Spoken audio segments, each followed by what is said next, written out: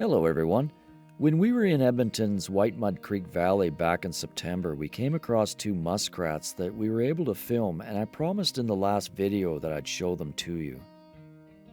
Muskrats around here are usually pretty shy, so it was great to be able to see them foraging along this section of the bank.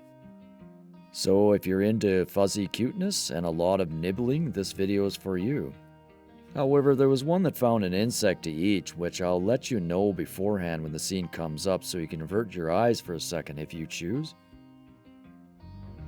Muskrats are a semi-aquatic rodent native to North America and are found in wetlands, weighing about 0.6 to 2 kilograms and have a length of about 20 to 35 centimeters. They get their name from the musky smell they have and the rat-like tails which are used for propulsion in the water. As seen in these shots, they like to eat semi-aquatic plants along the banks.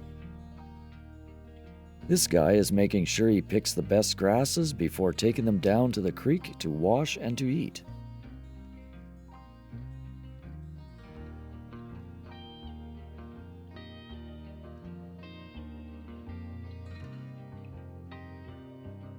In this shot, you can see its long claws used for digging its burrows.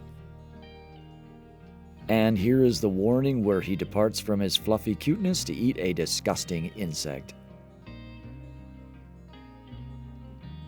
It is fun to watch though. You can tell he's seen something of a prize floating on the water. He stares a little bit more, and a couple more nibbles of his plant, and then he's after it. While they are mainly plant eaters, they are classified as omnivores as they will take advantage of sources of protein when it's available, such as insects, crayfish, fish, frogs, and freshwater clams.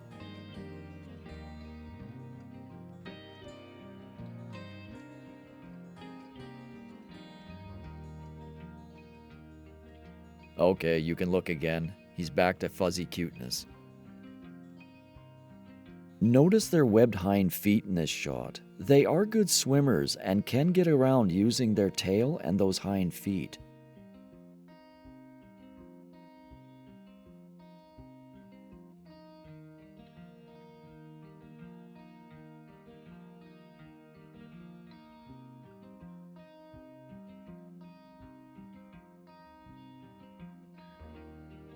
They also have no trouble swimming underwater as well for periods that can be up to 12 to 17 minutes.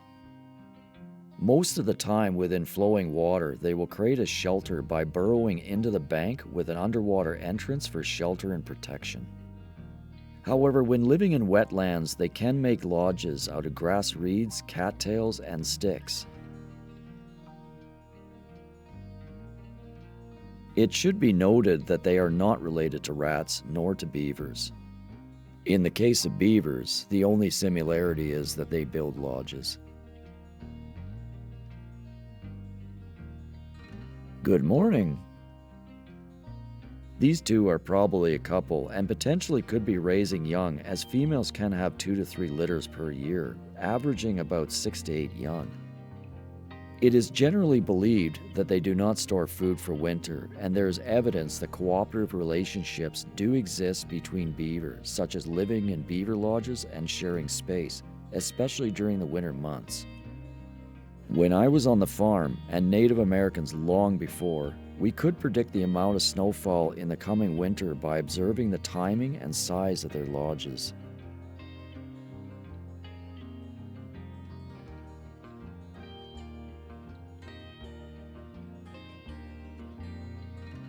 They do have a number of predators and can be easily frightened. In this case, it was a couple of ducks flying overhead. So in this case, a false alarm. I took this shot to show the vegetation that they did not eat, slowly floating down the creek. Being mainly plant eaters, they do have to eat a lot, and the whole time we filmed them, they were constantly foraging. Notice the beads of water falling off the one climbing up the side of the bank. Their waterproof fur traps the air underneath and acts as insulation to keep them warm.